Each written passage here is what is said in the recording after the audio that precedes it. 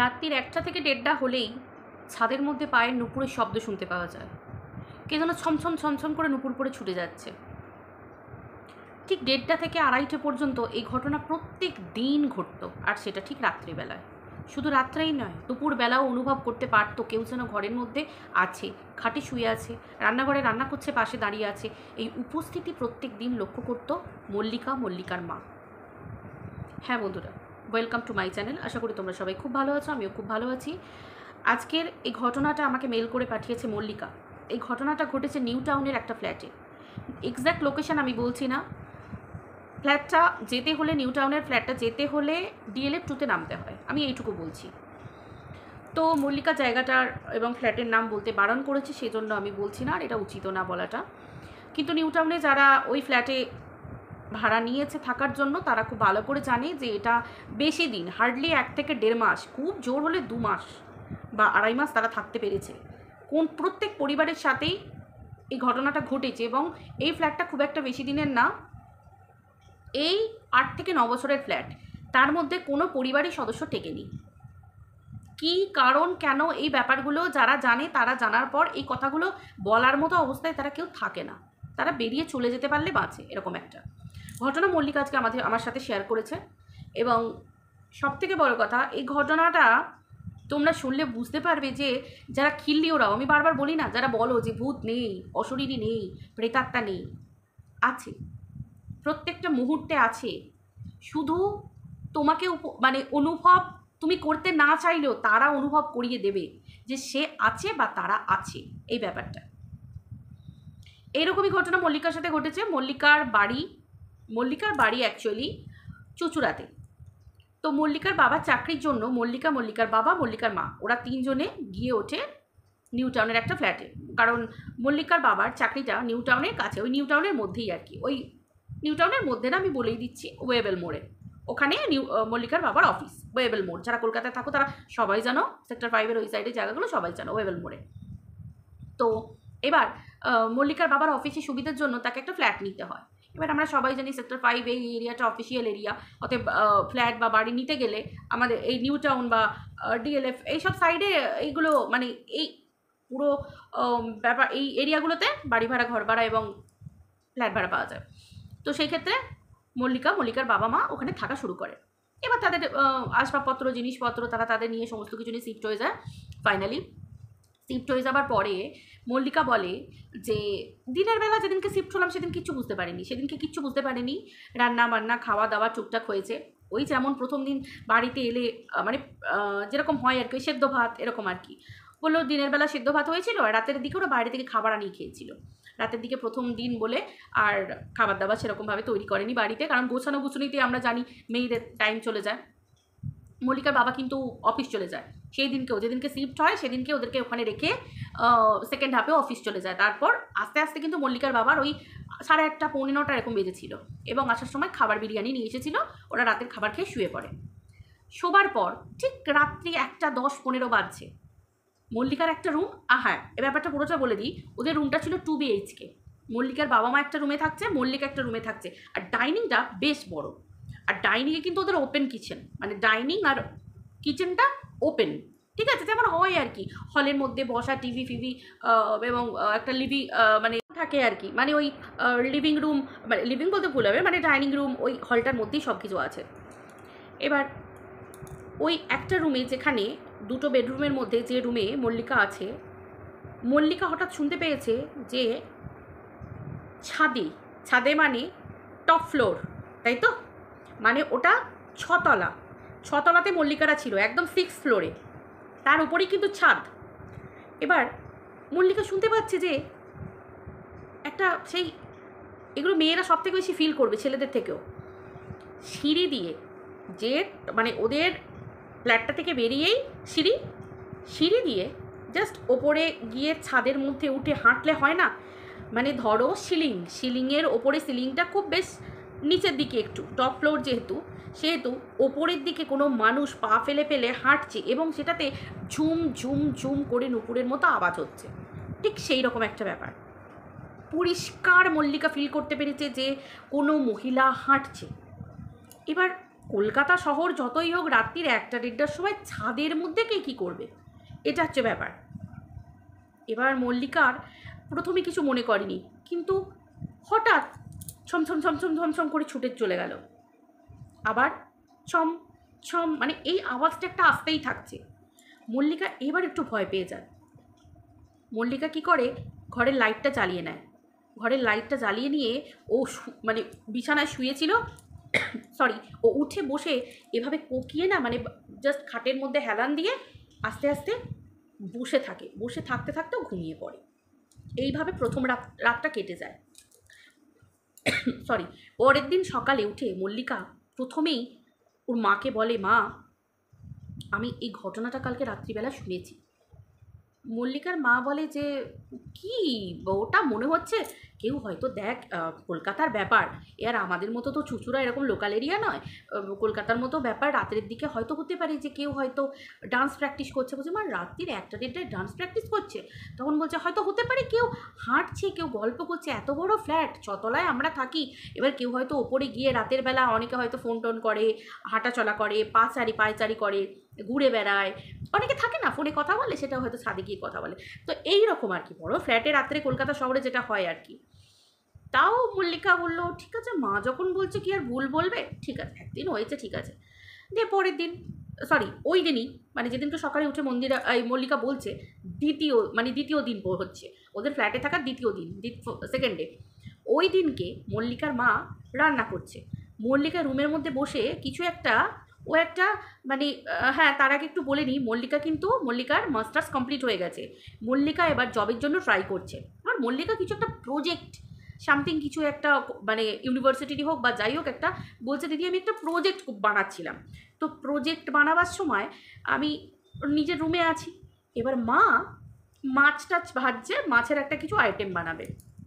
মা বলছে, মা রান্না করতে করতে এরকম ওপেন কিচেন রান্না করছে, পিছন দিকে কাবার্ড টাবার্ডগুলো আছে, ঠিক কাবার্ডের ওপরে যে ইয়েটা থাকে না, মানে স্ল্যাবটা থাকে, যেগুলো আর কি ওই নর্মালি এখনের ওই মডিউলার কিচেনে যে ইয়েগুলো থাকে আর কি, যে ট্যাকগুলো, কিচেন র্যাকগুলো থাকে, সেই র্যাকের ওপরটাতে উঠে যেমন বসলে হয়, বসে আছে কেউ।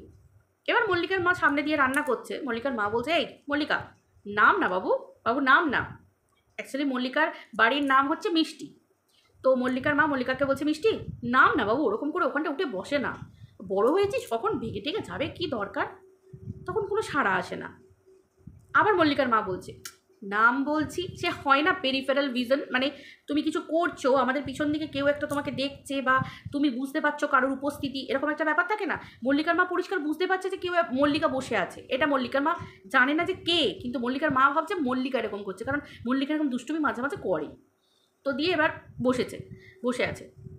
হঠাৎ একটা খিলখিল করে হাসি হেসেছে, এবং সেই হাসিটা এক্স্যাক্ট পুরো একদম মল্লিকার মতো। মল্লিকার মা তখন পরিষ্কার রান্না করতে করতে বলছে, তোর এই ছোটো মানে দুষ্টুমিটা এখনও গেল না, এত বড় হয়ে গেলি, এখনও তোর দুষ্টুমিটা গেল না। দিয়ে এবার মল্লিকার মা রান্নাটা হয়ে গেছে, মাছের ঝাল বা ঝোল করছিল, জল ঢেলে দিয়েছে। জল ঢেলে দিয়ে এবার যেই ঘুরে দেখে বিরক্ত হয়ে বলছে, এই মিষ্টি, কি হচ্ছে, নামবি তো? সঙ্গে সঙ্গে গিয়ে দেখে পিছনে কেউ নেই। এবার এত জোরে মিষ্টি বলেছে কথাটা, মল্লিকা ঘরের ভিতর থেকে বেরিয়ে এসেছে। ডাইনিং, কিচেন আর ওই তো দুটো রুম একটা ফ্লোরে, তো পরিষ্কার ব্যাপার একদম। মানে মল্লিকা বেরিয়ে এসেছে ছুটে, ঘরে কেউ নেই। আর মল্লিকা বলছে, মা কী হয়েছে? না তো, উফ, তো কিচ্ছু না, তোকে আমি বললাম ওখান থেকে নেমে পড়তে। কোথা থেকে নামতে বললে? বলছে, কেন, তুই তো ওখানে পিছনে বসেছিলিস। তখন বলছে, কই আমি বসেছিলাম, আমি তো ছিলাম আমার রুমের মধ্যে, আমি তো প্রজেক্ট বানাচ্ছি। তখন বলছে, মিথ্যে কথা বলবি না, আমি পরিষ্কার বুঝতে পেরেছি তুই ওখানে বসেছিলিস, তুই হাসলি, আমি অতবার ধরে বললাম বলে। তখন বলছে, মা বিশ্বাস করো, আমি ওখানে বসিনি, আমি তোমার দিব্যি দিয়ে বলছি। মল্লিকা বলছে, আমি মাকে দিব্যি দিয়ে বোঝাবার চেষ্টা করলাম, মা আমি ওখানে বসিনি। তখন মল্লিকার মা আর কিছু বললো না, বলছে, তাই বলে যাই হোক, মল্লিকা বললো, মা আমার খিদে পেয়ে গেছে। তো কখন রান্না হয়ে গেছে? বলে, হ্যাঁ এই তো রান্না হয়ে গেছে, চল তুই চান টান করে না, আমি খেতে দিচ্ছি। মল্লিকা বাথরুমে ঢুকেছে চান করতে। মল্লিকার মায়ের সকালবেলায় চান হয়ে যায়, পুজো টুজো দিয়ে তারপর উনি টিফিন করে নিয়ে তারপর রান্না করেন। আর মল্লিকা টিফিন হয়ে গেছে, এবার চানটা বেলায় করে নিয়ে তারপর খেতে বসবে। মল্লিকা বলছে, ওই দুপুরবেলা 2-2:30 বাজবে, সেই সময় আমি স্নানে ঢুকেছি এবার ফ্ল্যাটের বাথরুম মানে বুঝতে পারছেন ছা চকচকে পরিষ্কার বাথরুম, আর ব্র্যাক ট্যাক সবই আছে বেশ সুন্দর করে, বেশ সব কিছু রাখার জন্য এরকম আছে। হঠাৎ মল্লিকা বলছে, আমি স্নান টান করে নিয়ে আমি বাথরুমের মিরারে জাস্ট আমি কপালে একটা টিপ ছিল মল্লিকার, বোধহয় টিপের দাগটা ওঠেনি বলে মিরারে এভাবে মুছছে। হঠাৎ মল্লিকা বলছে, আমি বললে বিশ্বাস করবে না দিদি, হঠাৎ যেই মিরারে তাকিয়েছি না, একটা ভয়ঙ্কর একটা মহিলার অবয়ব, উফ জাস্ট মানে ও যে আমাকে মেল করেছে, লিখেছে, এবং শুধু মেল না, আমি মল্লিকাকে আমার নাম্বারটাও দিয়েছিলাম, মল্লিকা কল করেও আমাকে কথাটা বলেছে কলে, যে দিদি তুমি বললে বিশ্বাস করবে না, এখনও ভাবলে না আমার বুকের ভিতরটা শুকিয়ে যায়, ওই মুখটা, ভয়ঙ্কর মুখটা আমি ভুলতে পারি না। বলছে দিদি আমি বাথরুম লক করে এখন আর কোনোদিন স্নান করতে পারি না, আমার এমনই অবস্থা হয়ে গেছে। তো সেই ভয়ঙ্কর মুখটা, মল্লিকা তাড়াতাড়ি করে হঠাৎ পিছনে তাকিয়ে দেখে পিছন ফাঁকা, আবার যে আয়নার দিকে দেখছে সেই ভয়ঙ্কর মুখ। তারপরে মল্লিকা আর কোনো কথা নেই, ও যে অবস্থায় ছিল, যেভাবে ছিল, টাওয়ালটা হাতে ছিল, টাওয়ালে করে মুছছিল, ও জাস্ট টাওয়ালটা জড়িয়ে নিয়ে, ও তখনও ড্রেস পরেনি, জাস্ট টাওয়ালটা জড়িয়ে নিয়েই ওর রুমের বাইরে বাথরুমের বাইরে চলে গেছে, একদম ডাইনিংয়ের মধ্যে। ও গিয়ে ছুটে ভয়ে পুরো হাঁপাচ্ছে। ওর মা বলছে কী হয়েছে তোর, কী হয়েছে? না জাস্ট বলতে পারছে না, হাঁপানি হচ্ছে, কীরকম করছে, আর শুধু বাথরুমের দিকে ইঙ্গিত করছে, মানে দেখাচ্ছে, জাস্ট চোখে মুখে দেখাচ্ছে বাথরুমে। ওর মা বুঝতে পারে বাথরুমে কী হয়েছে, বাথরুমে কী হয়েছে। বসিয়ে ওর মা ওকে শান্ত করে চোখে মুখে জল দিয়ে ওকে আগে ড্রেস চেঞ্জ করতে বলে, তারপর ওর মা বলে বল কী হয়েছে। না বাথরুমে আমি এই দেখেছি। ওর মা ওকে ধরে ধরে নিয়ে নিজে আগে বাথরুমে যায়, গিয়ে দেখে বাথরুমে কিচ্ছু নেই, একটা আষ্টে গন্ধ অনুভব করেছিল, একটা বাজে গন্ধ থাকে না, মানে একটা সেই, তোমরা জানো কি না বা তোমরা মানবে কি না জানি না, যেখানে অশরীরী থাকে সেখানে না পরিবেশ হঠাৎ দেখবে ঠান্ডা, পরিবেশ ওই জায়গায় ঠান্ডা থাকার কথা, হঠাৎ গরম হয়ে যাচ্ছে, বা হঠাৎ হয়তো কোনো একটা আষ্টে গন্ধ পাচ্ছ, খারাপ স্মেল পাচ্ছ, মানে ভালো গন্ধের বদলে একটা খারাপ স্মেল পাচ্ছ, এরকম এরকম ঘটনা না তোমরা লক্ষ্য করতে পারবে।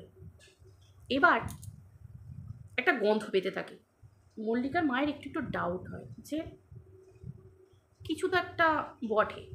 মল্লিকার বাবা অফিস থেকে ফেরার পরে মল্লিকার মা সবটা জানায়, মল্লিকার বাবাকে বলে যে এরকম ব্যাপার। মল্লিকার বাবা বলে না না, তোমরা এসব ভুলভাল সারাদিন দুজনে একা থাকো, একটা জায়গা থেকে আরেকটা জায়গায় এসেছো, এগুলো তোমাদের একটা মানে হ্যালুসিনেশন, এগুলো তোমরা এইসব ভুলভাল ভাগছো, হ্যালুসিনেট করছো। তখন মল্লিকার মা বলে বিশ্বাস করে হ্যালুসিনেট নয়, আজকে এরকম ঘটনা ঘটেছে, কাল মল্লিকা বলেছে, এমনকি রাতে আজকে দুপুরে তোমার মেয়ের যা অবস্থা হয়েছিল জাস্ট তুমি ভাবতে পারবে না। এটা শোনার পরও বিশ্বাস করতে চায় না মল্লিকার বাবা। মল্লিকার মা বলে ফালতু বলে লাভ নেই, পুরুষ মানুষ চট করে বিশ্বাস করবে না। তো মল্লিকার মা ফ্ল্যাটের নিচে গিয়ে পরের দিন সকালে জিজ্ঞাসা করে, সেদিন রাতে কিন্তু মল্লিকা ঘুমিয়ে পড়েছিল মল্লিকার মায়ের কাছে, মল্লিকার বাবা মায়ের কাছে, মানে মল্লিকা শুয়েছিল। মল্লিকার মা মল্লিকার বাবাকে বলে যে তুমি মেয়ের ঘরে শো, আমি মেয়েকে নিয়ে আমার ঘরে শুচ্ছি।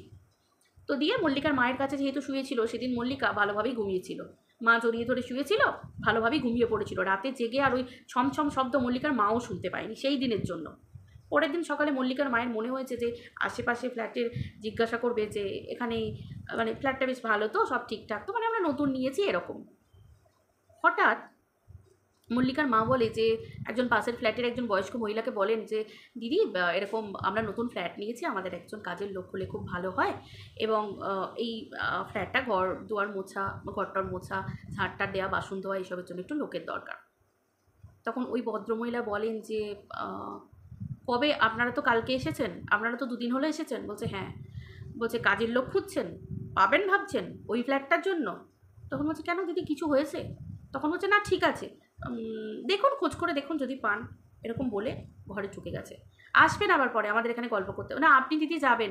না না যাবো না, আপনি এখানে আসবেন, আমরা যাবো না হয়তো আপনার ফ্ল্যাটে, বলে দরজা বন্ধ করে দিয়েছে। ওইটা মল্লিকার মাকে আরও ভাবিয়ে তোলে, কিছু তো একটা ব্যাপার আছে।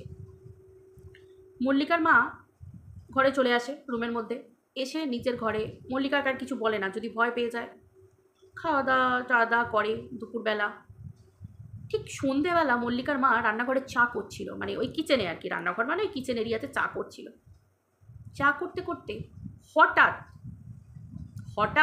বাসন উপর করে রাখা আছে, হঠাৎ করে বাসন নিচে পড়ে গেল।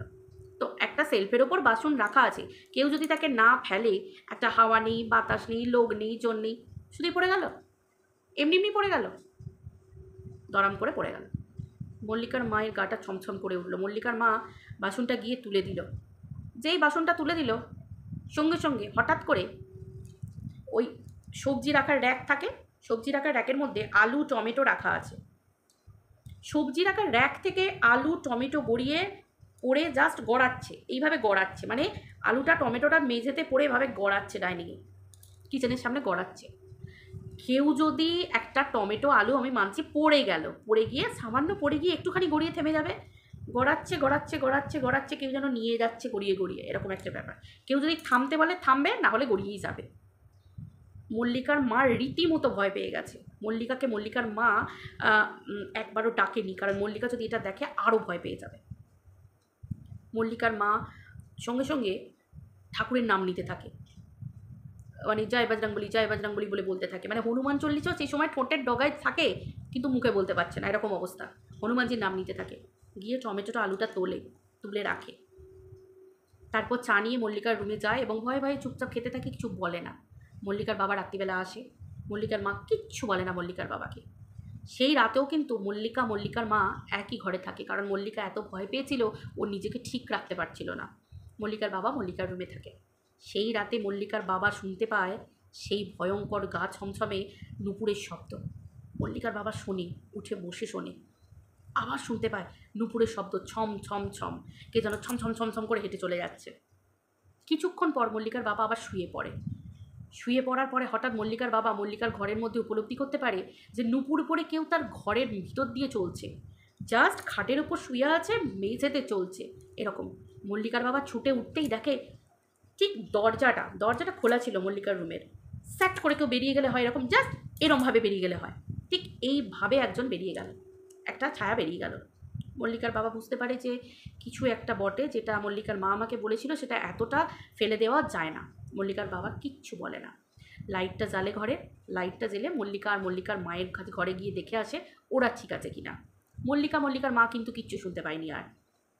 তারপরে মল্লিকার বাবা পরের দিন সকালবেলা উঠে মল্লিকার বাবা অফিস যাওয়ার আগে একটু খোঁজ খবর নিতে যায় নিচে, একেবারে মানে গ্রাউন্ড ফ্লোরে গিয়ে ওই যে গার্ড থাকে, গার্ডের কাছে কিছু জানতে চায়।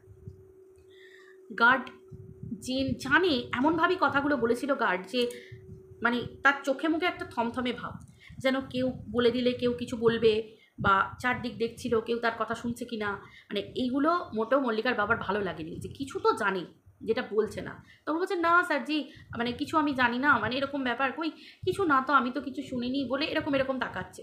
এটা সন্দেহ হয়েছিল মল্লিকার বাবা অফিস যাওয়ার জন্য তাড়াহুড়ো করে অফিস বেরিয়ে যায়, আর কিছু বলে না। অফিস যাওয়ার সময় মল্লিকার বাবা আশেপাশে দোকানপাট থাকে না টুকটাক, চপের দোকান, একটু চাউমিনের দোকান, এগরোলের দোকান, তো ওই ফ্ল্যাটের সামনেগুলোতে ওখানে খোঁজ নেয় একজন বয়স্ক ভদ্রমহিলার কাছে। উনি ওই বকফুল, তারপর ওই কিছু কুলেখাড়া শাক এসব নিয়ে মল্লিকা বলল বসেন, তার কাছে বাবা খোঁজ নিয়েছিলেন। তখন ওই ভদ্রমহিলা বলেছিলেন ওই বাড়িতে একটা, মানে ওই ফ্ল্যাটে আর কি, ওই ফ্ল্যাটের মধ্যে একটা মেয়ে হ্যাং হয়ে যায়, মানে নিজেকে হ্যাং করে। তো মেয়েটা থাকতো, মেয়েটার হাজব্যান্ড থাকতো, মেয়েটার হাজব্যান্ডের একটা অন্য মেয়ের সাথে সম্পর্ক ছিল, এবং সেই সময় সেই মহিলা আর সেই হাজব্যান্ড দুজনে এই সম্পর্কটাকে প্রথমে জানতে দেয়নি, কিন্তু কোনো মারফতে এই মেয়েটি জেনে গেছিল। তখন এই হাজব্যান্ড এই মহিলাকে, মানে তার স্ত্রীকে, যারা ফ্ল্যাটে থাকতো তার স্ত্রীকে কোনোভাবে শারীরিকভাবে নির্যাতন করার পর কোনোভাবে মানে ঠেলেই দিক আর যাই হোক গিয়ে এই জায়গাটায় ধাক্কা পাওয়ার পরে ওইভাবে ফেলে রেখে দেয় এবং রক্তাক্ত অবস্থায় ফেলে রেখে দেয়।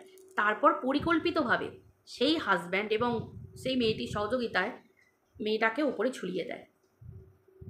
মানে তখনও তার দেহে প্রাণ ছিল, তাকে হসপিটাল নার্সিংহোমে নিয়ে গেলে হয়তো সে বেঁচে যেত, রক্ত করানো ছিল, অজ্ঞান হয়ে গেছিলো, তাকে সেই অবস্থায় ঝুলিয়ে দেয়। আর সেই মেয়েটি নুপুর পড়তে খুব ভালোবাসতো এবং এত ভালো ডান্স করতো মেয়েটা, ওই মেয়েটা ওপরে ছাদে গিয়ে নাচ প্র্যাকটিস করতো। এমনকি ওই ফ্লোরে থেকে ভীষণ ভালো নাচ করতো, তার জন্য ওর কাছে কিছু খুদে খুদে বাচ্চারাও নাচ শিখতে আসতো, এত ভালো ডান্স করতো। তো ওই যে ওর যে অতৃপ্ত আত্মা, এবং সব থেকে বড় কথা মেয়েটা তখন প্রেগনেন্ট ছিল, মেয়েটা জানতোই না মেয়েটার শরীরে আরেকটি মানে আরেকটা প্রাণ যে বেড়ে উঠছে। সেই অবস্থায় মেয়েটাকে ওভাবে মানে অত কষ্ট দিয়ে মেয়েটাকে শেষ করে ফেলা হয়। সেই মেয়েটার আত্মা ওই জায়গায় থেকে গেছে এবং এরা পালিয়ে যায় ঘটনার পর। আজও তারা ফেরারি, আজও তার কেউ মানে কোনো কিচ্ছু জানতে পারেনি, না পুলিশ না প্রশাসন না বাইরের কেউ কেউ জানতে পারেনি, কিচ্ছু জানতে পারেনি যে তারা আদৌ বেঁচে আছে না তারা মারা গেছে। মানে ওই স্বামী আর ওই এক্সট্রা যে ম্যারিটাল অ্যাফেয়ারের যে মেয়েটা, কেউ জানে না তারা বেঁচে আছে কি মরে গেছে। তো সেই হিসেবে সেই মেয়েটার আত্মাটা ঘুরে বেড়ায় এবং মেয়েটার আত্মাটা কোনো ক্ষতি করে না, কিন্তু মেয়েটার আত্মাটা প্রত্যেকটা মুহূর্তে তার জানান দেয়, তার যে জীবনের কষ্ট দুঃখ এগুলো বলতে চায়, কিন্তু বলার আগেই মানুষ তো ভয় পেয়ে যায় না। মানে হয়তো মল্লিকার সাথে মানে ব্যাপারটা হচ্ছে শেয়ার করতে চেয়েছিল, বা হয়তো মল্লিকার মাকে জানাতে চেয়েছিল, যে মল্লিকার মা মিষ্টি বলে ডেকেছিল, নিজের মেয়ের মতো স্নেহের পরশ দিয়ে হয়তো ভালোবাসায় অ্যাট্রাক্ট হয়ে গেছিলো। আসলে সব আত্মা খারাপ হয় না, সব আত্মা কিন্তু ক্ষতিকর হয় না, কিন্তু তাদের উপস্থিতিটা জানান দেয়। তো এই উপস্থিতিটা তারা জানাতে চেয়েছিল, হয়তো মল্লিকার পরিবারকে জানাতে চেয়েছিল, যেটা এই বুড়ি মায়ের কাছ থেকে মল্লিকার বাবা জানতে পেরেছিল। জানতে পারার পর মল্লিকার বাবা মল্লিকার মাকে মল্লিকাকে কিচ্ছু বলেনি। জাস্ট কয়েকদিন পরে ওই ফ্ল্যাটের মধ্যে মল্লিকার বাবা মনে করে যে ফ্ল্যাট ছেড়ে চলে যাওয়াটা তো অনেক বড় কথা, পারলেই পেরে যায় ফ্ল্যাট ছেড়ে চলে যেতে, কিন্তু এই যে মেয়েটা মল্লিকার বয়সেই তো সেই মেয়েটা, খুব জোর হলে একটু বেশি বয়স হবে। তো মল্লিকার বাবা এই ব্যাপারটা খুব কষ্ট দেয় মল্লিকার বাবাকে। মল্লিকার বাবা রাতে এসে মল্লিকার মাকে সব কথা বলে, মল্লিকার সামনেও মল্লিকাকে বলে। তখন না মল্লিকার মায়ের একটা টেলিপ্যাথি, মানে ওই আত্মাটার সাথে একটা টেলিপ্যাথি হয় যে আমার দিদি হলে এরকম হতো, এরকম ব্যাপার। তো তারা ঠিক করে যে তারা তার মুক্তির জন্য কিছু একটা উপায় করবে। তো তারা ভালো রকম বড় রকম একজন বিজ্ঞ মানুষকে ডাকেন এবং তারা সেই ঘরের মধ্যে শান্তি স্বস্তির সমস্ত কাজকর্ম করে মল্লিকার বাবা ঠিক মেয়ের মতো, একটা মেয়ের মৃত্যুর পরে বা কন্যা সন্তানের মৃত্যুর পর যেভাবে করে নিজেকে বাবার আসনে বসিয়ে নিজে মুক্তি সেই পুজোটা করেছিলেন, তারপর সেই আত্মা সেখান থেকে চলে যায় এবং সেই গুরুজি পরিষ্কার বলেন যে সেই আত্মা এখান থেকে চিরতরে মুক্তি পেয়েছে এবং তার আত্মাটাই মুক্তি পেয়েছে। আর মল্লিকার বাবা মনে মনে ফিল করে যে তিনি জীবনে কত বড় একটা কাজ করলেন। মল্লিকার মা এর জন্য গর্ব অনুভব করে। আজ সেই ফ্ল্যাটের মধ্যে মল্লিকারা এখনও আছে। মল্লিকার আজ বিয়ে হয়ে গেছে, মল্লিকার আজকে 1.5 বছরের একটা ফুটফুটে বাচ্চা। তো মল্লিকার মা আজও সেই মেয়েকে নিজের মেয়ে হিসেবে মানে এবং দিদি হিসেবে মল্লিকা স্থান দেয়, মল্লিকার বাবা নিজের মেয়ে হিসেবে মানে, আজও তাদের মনের মধ্যে রয়ে গেছে। কিন্তু আজ পর্যন্ত কোনো দিন কোনো ক্ষতি হয়নি, কিচ্ছু হয়নি, বরং সুখ শান্তি টাকা পয়সা সমৃদ্ধিতে ভরে গেছে সেই মল্লিকাদের সেই ফ্ল্যাট, মল্লিকাদের পরিবার। তো এটাই হচ্ছে ঘটনা। মল্লিকা এই ঘটনাটা সকলের সাথে শেয়ার করেছে। তো সব আত্মাই যে খারাপ কিন্তু হয় না, মানুষের জীবনে অনেক চাপা কষ্ট দুঃখ থাকে যেটা নিয়ে মানুষকে চলে যেতে হয়। অতৃপ্ত আত্মা আমরা বলি যাকে, সবাই ক্ষতি করে না। হ্যাঁ, হয়তো ক্ষতি করে কাদের, যে তার ক্ষতি করেছে, আদারওয়াইজ অন্য মানুষকে ক্ষতি করে না। সে শুধু জানান দেয়, এই যে আমার ঘর আমার সংসার আমার কিছু, সেই মেয়েটারও সংসার ছিল, ওটাই ঘর, সেও বিয়ে করে এসেছিল সুখী হবে বলে, সন্তান পেটে এসেছিল, জানলে কত খুশি হতো, সে প্রাণটাকেও মানে শেষ করে দিল। এতটা নিষ্ঠুর মানুষ, তাই ভগবান হয়তো তাদের সাজা দিয়ে দিয়েছে। তো চলো বন্ধুরা, ভিডিওটা ভালো লাগলে অবশ্যই লাইক কমেন্ট শেয়ার করো। আর এইরকম ঘটনা আমার চ্যানেলের ডেসক্রিপশন বক্সে আমার মেল আইডি দেওয়া আছে, তোমরা যদি তোমাদের জীবনের এরকম ঘটে থাকা ঘটনা আমার সাথে শেয়ার করতে চাও শেয়ার করতে পারো। আমি সমস্ত কিছু আমার চ্যানেলে আমি সব কাহিনী শোনাবো। সবাই ভালো থেকো, দেখা হচ্ছে পরের ভিডিওতে। টাটা।